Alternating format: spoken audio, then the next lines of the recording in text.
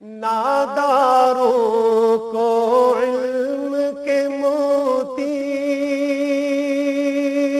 آقا نے انمول دیے۔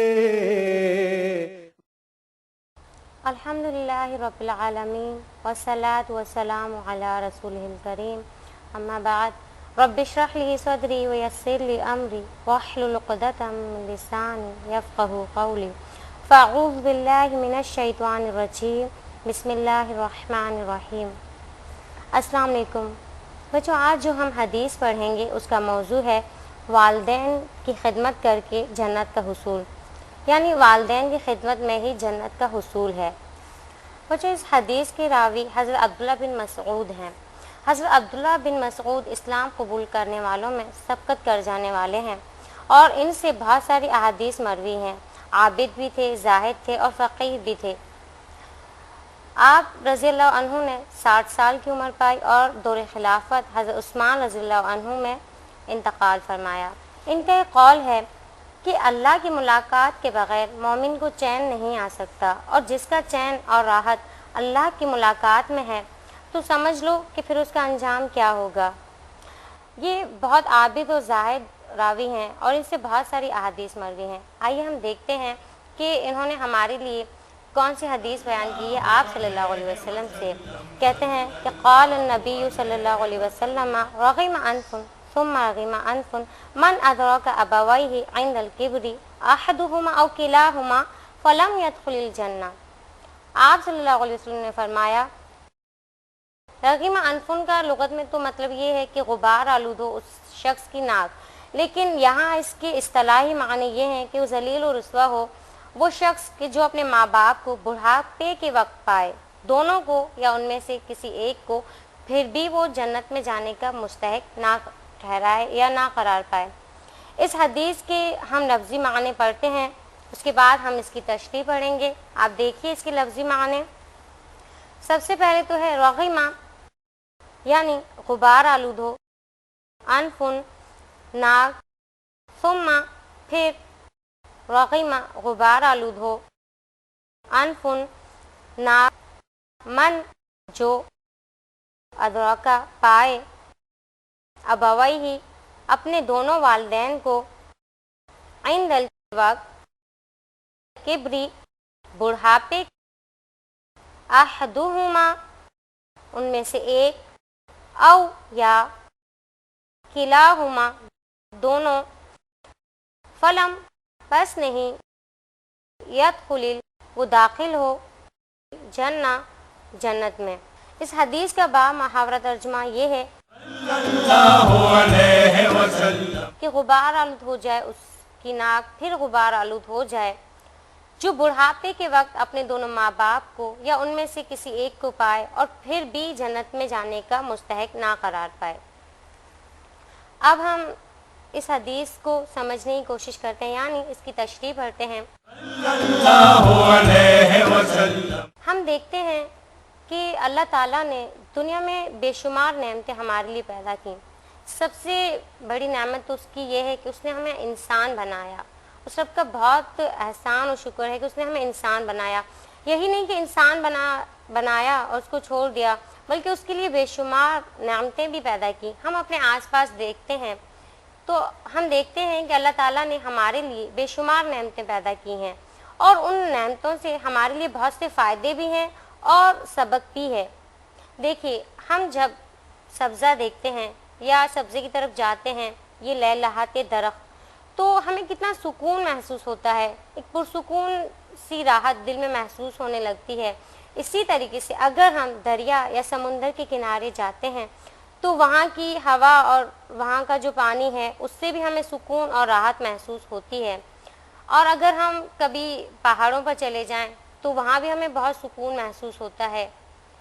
اسی طریقے سے جب ہم آسمان کی طرف دیکھتے ہیں تو ہمیں کتنی طمانینت محسوس ہوتی ہے ان چمکتے تاروں کو دیکھ کر، چاند کو دیکھ کر۔ یہ سب کیوں ہے؟ یہ سب اس لیے ہے کہ اللہ تعالیٰ کی جو تمام نعمتیں ہیں یہ بھی اپنے حدوں میں رہ کر، اپنی حدود میں رہ کر کام کر رہی ہیں، ہمارے لیے فائدہ پہنچا رہی ہیں۔ اب ہمارے لیے ان میں سبق کیا ہے کہ اگر ہم کبھی دریا یا سمندر کے کنارے جائیں اور وہ لہریں اپنی حدیں توڑ کر ہماری طرف آنے لگیں، خشکی کی طرف آنے لگیں، تو وہ جو سکون اور راحت تھی وہ ایک بے چینی اور خوف میں بدل جاتا ہے۔ اگر یہ پہاڑ ہلنا شروع ہو جائیں، اسی طریقے سے اگر یہ درخت چلنا شروع کر دیں تو ہمیں کتنا خوف محسوس ہوگا۔ اور اگر ہم یہ سوچیں کہ جو آسمان پر چمکتے ہوئے تارے ہیں یہ ٹوٹ کر گرنا شروع ہو جائیں تب بھی کتنا خوف محسوس ہوگا۔ یہ سوچ کر ہی ہماری کیا فیلنگز ہو جائیں گی اور ہم کتنے خوفزدہ ہو جائیں گے۔ اور یہ سب کیوں ہے؟ یہ سب اللہ تعالیٰ کی حدود میں رہ کر یہ کام ہو رہا ہے۔ یہ جو نعمتیں ہمارے لیے سکون اور راحت کا باعث ہیں تو یہ اس لیے ہیں کہ یہ اللہ تعالیٰ کی حدود میں رہ کر سب کام ہو رہا ہے۔ لیکن ہم نے سے یہ سبق لیا کہ اگر یہ نعمتیں اپنی حدود کو پار کر لیں تو اس سے کیا ہوگا کہ ہم سب جتنے سکون میں ہوں گے، جو ہماری راحت و اطمینان ہے وہ سب غارت ہو کر رہ جائے گا۔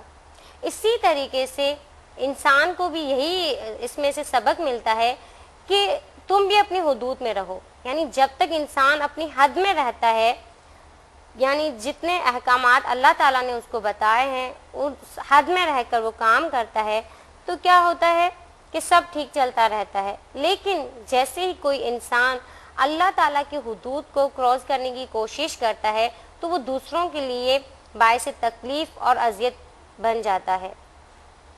ہم دیکھتے ہیں کہ چور اور ڈاکو بھی تو ایک انسان ہے نا، ان سے لوگ کیوں خوف کھاتے ہیں، ان سے لوگ کیوں ڈرتے ہیں؟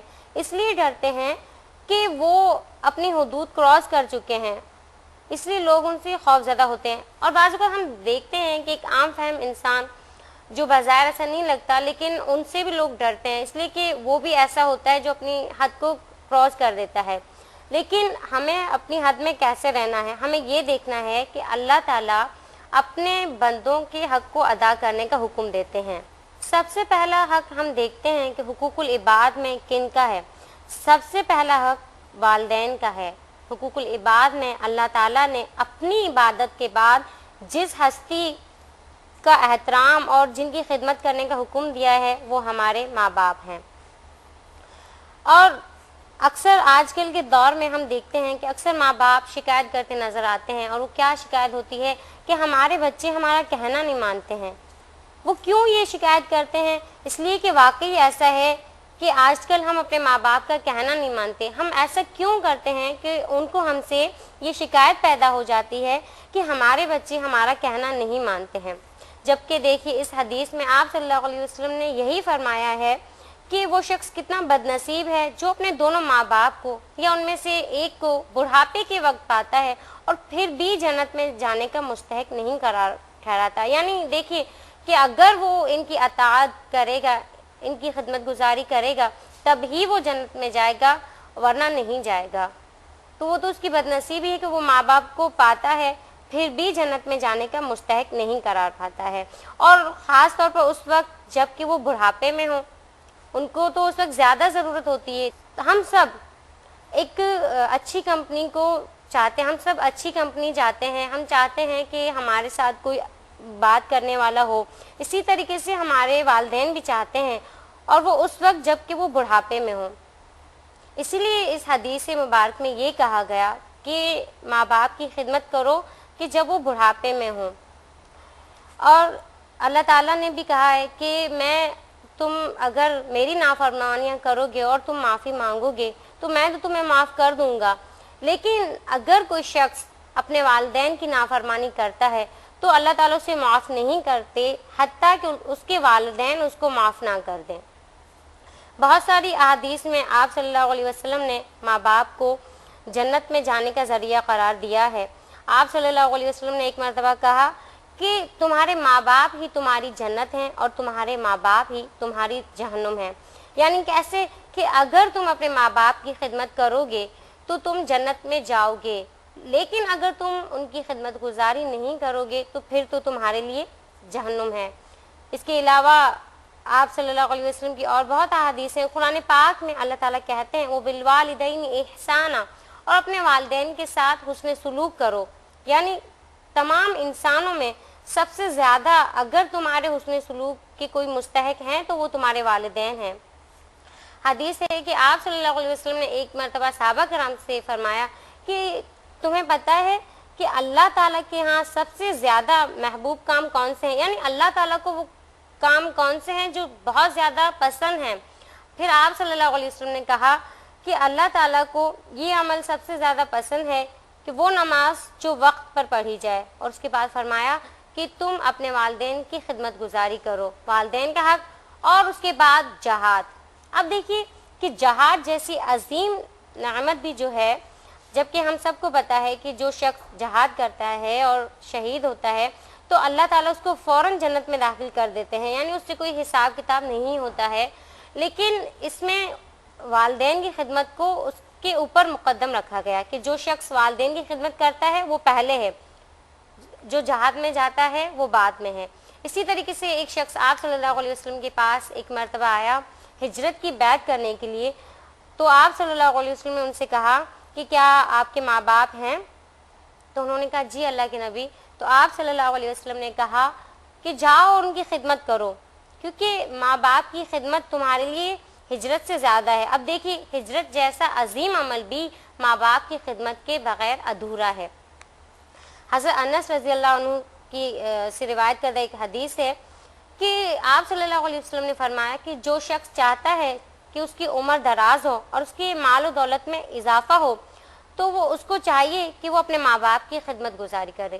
دیکھیے کہ آج ہم دیکھتے ہیں کہ ہر شخص یہ چاہتا ہے کہ میری عمر دراز ہو یا میرے مال و متاع میں اضافہ ہو۔ اب دیکھیے کہ جنت تو ہے ہی ان لوگوں کے لیے جو ماں باپ کی خدمت کرتے ہیں، لیکن یہاں یہ بھی کہا گیا کہ تمہاری عمر بھی دراز ہوگی، اور دوسری بات کیا ہے کہ تمہارا مال و متاع جو ہے اس میں بھی اضافہ ہوگا، یعنی ماں باپ کی خدمت کر کے ہم اپنی دنیا بھی جنت بنا سکتے ہیں۔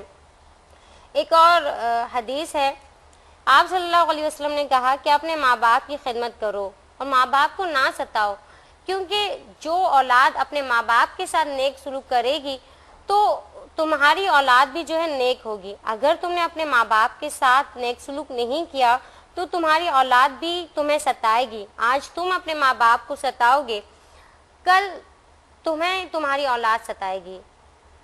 اور آپ صلی اللہ علیہ وسلم نے ایک مرتبہ یہ بھی کہا کہ بہت سارے اعمال ایسے ہیں کہ جن کا بدلہ ہمیں آخرت میں، قبر میں، یا ہمیں اللہ تعالیٰ کے ہاں مرنے کے بعد ملے گا، یعنی گناہوں کی سزا۔ لیکن ایک گناہ ایسا ہے کہ اگر وہ ہم کرتے ہیں تو اس کی سزا دنیا میں ہی مل جاتی ہے، اور وہ کیا ہے؟ وہ گناہ یہ ہے کہ ماں باپ کو ستانا، ماں باپ کو تنگ کرنا۔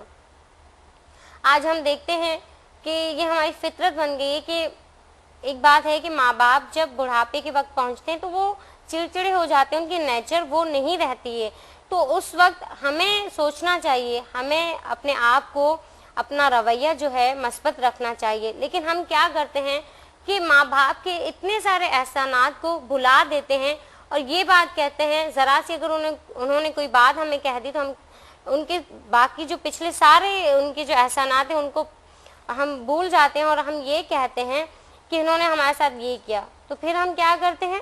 شکوہ کرتے ہیں۔ شکر، یہاں ہمیں شکر کرنا چاہیے، اور شکر کے معنی در حقیقت کیا ہے کہ ہمیں پورا نہ ملنا، یعنی جتنا ہمارا حق ہے وہ نہ ملنا، پھر بھی شکر کرنا۔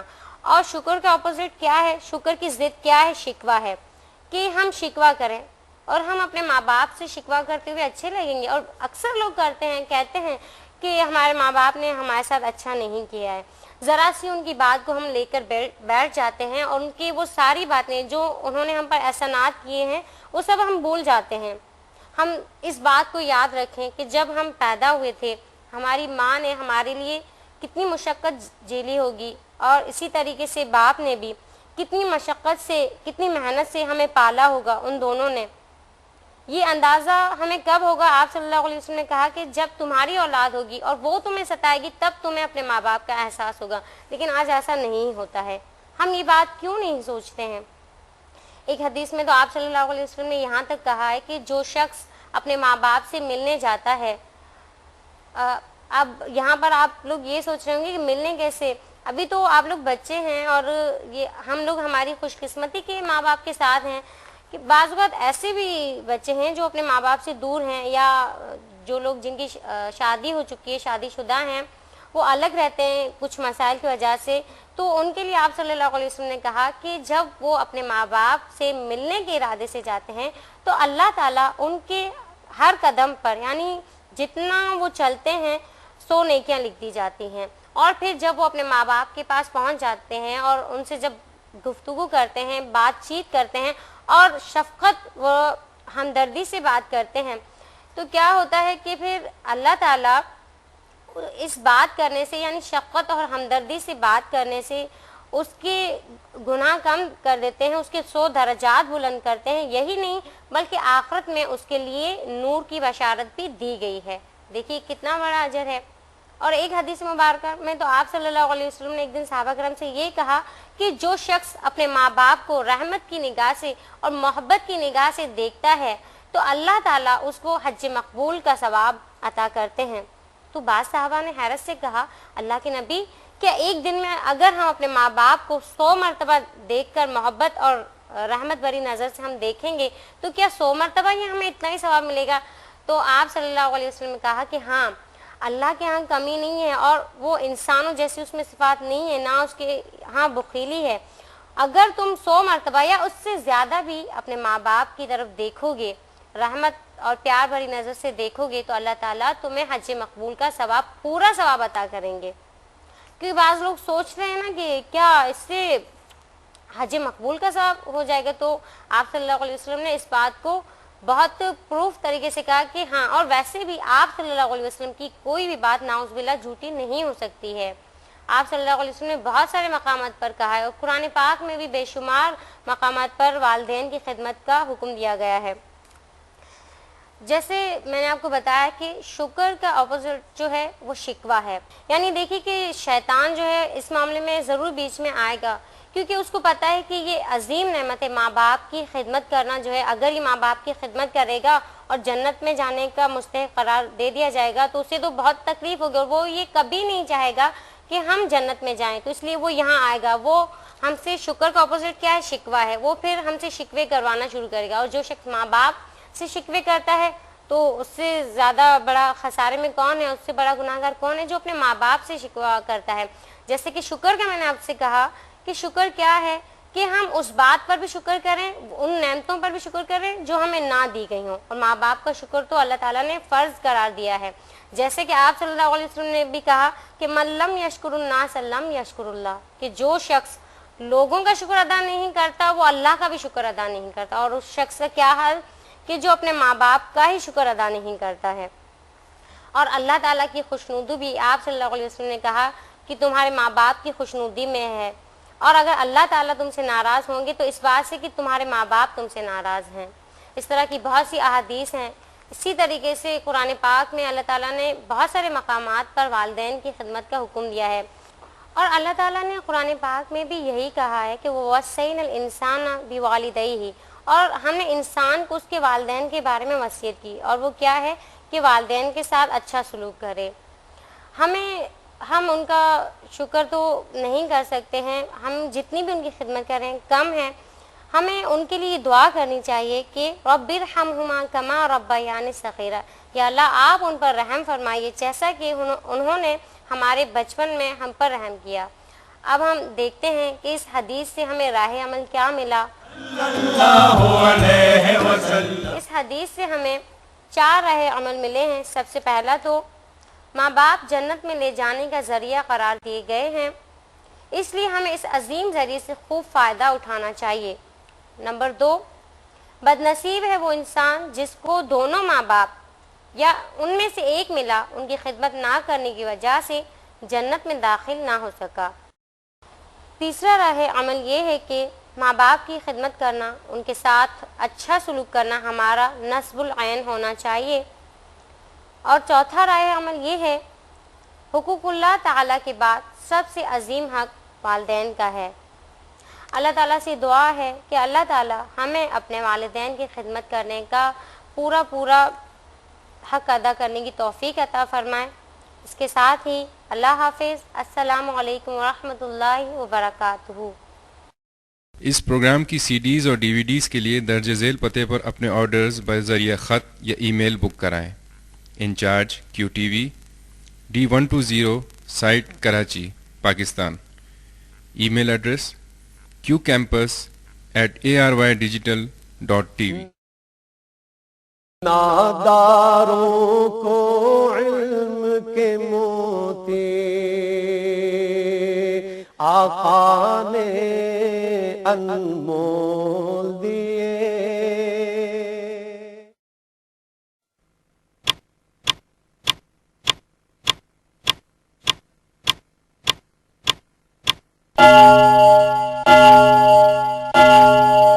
غافل تجھے گھڑیال یہ دیتا ہے منادی، گردوں نے گھڑی عمر کی ایک اور گھٹا دی. خلقت الافلا لولا کلما